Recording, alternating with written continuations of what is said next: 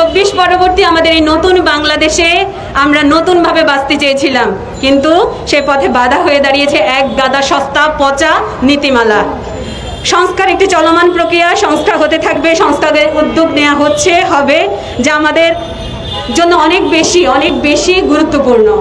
কিন্তু সংস্কারের নামে এমন কিছু উদ্যোগ নেওয়া হয়েছে যা আমাদের ধর্ম, সংস্কৃতি, কৃষ্টি এবং পারিবারিক কাঠামোকে ধ্বংসের দিকে ঠেলে দিচ্ছে।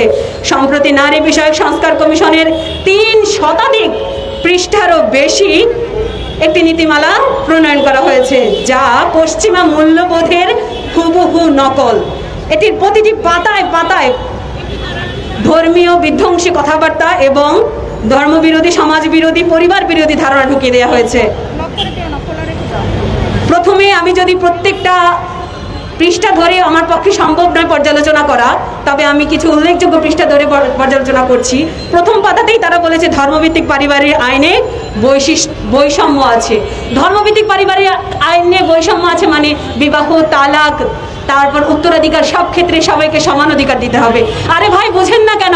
এখন তালাক এক পক্ষ থেকে হয়, তাতে তালাকের পরিমাণ যেই বেশি, যদি উভয় পক্ষ তালাক দেয় তাহলে তালাকের পরিমাণ কি পরিমাণে বাড়বে আপনার আমার চিন্তার বাইরে সেটা। ২৬ নম্বর পৃষ্ঠায় বলা হয়েছে ধর্মীয় গোষ্ঠী নারী উন্নয়নের পথের বাধা। এই কথাটার দ্বারা সরাসরি বাংলাদেশের 4টি ধর্মকে অবমাননা করা হয়েছে, আঙ্গুল তুলে অপবাদ দেওয়া হয়েছে। ৪৫ পৃষ্ঠায় বলা হয়েছে অভিন্ন পারিবারিক আইনের কথা।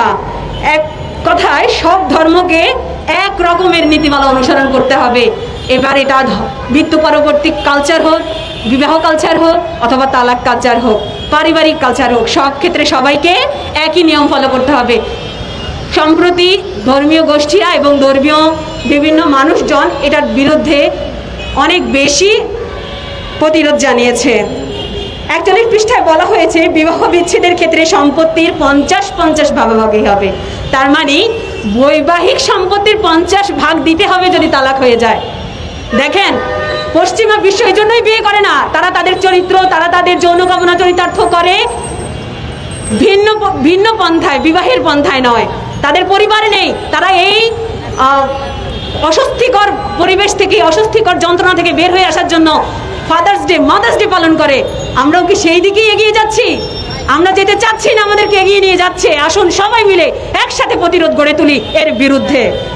৭৪ পৃষ্ঠায় বলা হয়েছে বৈবাহিক দর্শনের কথা।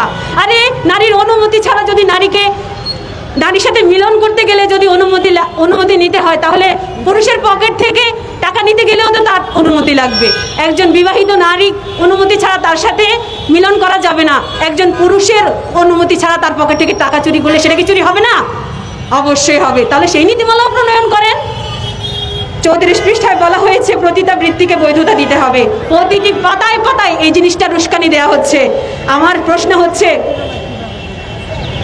সংবিধানের অনুচ্ছেদ নম্বর 18-এর 2 বলা হয়েছে গণিতাবৃত্তির বিষয়টি সংবিধান থেকে বাদ দিতে হবে, যেটা আমাদের আইনে অবৈধ। জনস্বাস্থ্য এবং নৈতিকতার নামে যেটা নিরোধ করতে বলা হচ্ছে, সেটাকে আপনারা এস্টাবলিশ করতে যাচ্ছেন। আমার একটা প্রশ্ন, একটা মহিলার, একটা নারীর দায়িত্ব নেবে তার পরিবার, তার ভাই বা তার বাবা। যদি তারা ব্যর্থ হয়, তাহলে একটা ইসলামিক রাষ্ট্র হিসেবে সেই রাষ্ট্র এই দায়িত্ব নিতে বাধ্য। আর আপনারা রাষ্ট্রের প্রতিনিধিত্ব করছেন যৌনকামিতাকে এবং যৌনকর্মীদেরকে অধিকার দেওয়ার কথা বলে। আমি বলবো, এই বস্তা পচা সস্তা নীতিমালাগুলোকে অনতিবিলম্বে বাতিল বলে ঘোষণা করা হোক। ১০৫ পৃষ্ঠা বলা হয়েছে শরীর আমার, সিদ্ধান্ত আমার। এটা যুব সমাজকে পরিবার, ধর্ম ও শালীনতা থেকে বের করে নিয়ে যাচ্ছে। আমরা আমাদের সন্তানদের ক্ষেত্রে, আমাদের ভাই বোন, আমাদের আত্মীয়র ক্ষেত্রে কখনোই এটা চাইবো না যে সে তার মন মতো পচা এবং খারাপ সিদ্ধান্ত নিয়ে বলুক যে আমার শরীর আমার সিদ্ধান্ত। ২৩ পৃষ্ঠায় বলা হয়েছে ৩ মাসের মধ্যে গর্ভপাতের বৈধতা দিতে হবে। এর মানে আপনি যেখানে যা ইচ্ছে করে বেড়াবেন, এরপর গর্ভধারণ হলে সেটা বৈধ ঘোষণা করতে হবে গর্ভপাতকে। তো এটা আমাদের জন্য আরো বেশি অবমাননাকর। 10 পৃষ্ঠায় বলা হচ্ছে রাষ্ট্র হবে ইহজাগতিক এবং মানবিক, যেটা আমাদের পরকাল এবং ঈমানকে ছুঁড়ে ফেলে দেয়।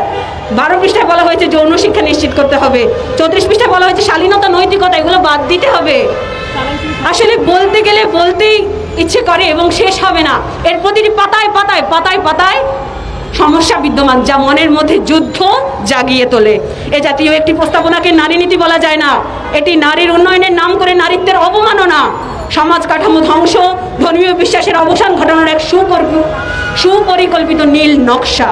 আমাদের দাবি এই প্রস্তাবনা অবিলম্বে বাতিল করতে হবে এবং প্রকৃতভাবে বাংলাদেশের কৃষ্টি, ধর্ম ও নারী মর্যাদার প্রতি শ্রদ্ধাশীল নারীদের নিয়ে একটি নতুন সংস্কার কমিশন গঠন করতে হবে এবং নতুন নীতিমালা প্রণয়ন করতে হবে। কবির ভাষায় বলে শেষ করছি, আগুনের ফুলকিরা এসো জড়ো হই, দাবানল জ্বালবার মন্ত্রে, বর্জ্যের আক্রোশে আঘাত হানি মানুষের মন গড়া তন্ত্রে। নারী কমিশনের এই মন গড়া তন্ত্রের বিরুদ্ধে আসুন সবাই মিলে সোচ্চার হই এবং প্রতিরোধ গড়ে তুলি। অনতিবিলম্বে এই সংস্কার প্রস্তাবনাটি বাতিল হোক, এই সংস্কার কমিশন বাতিল হোক। ধন্যবাদ সবাইকে।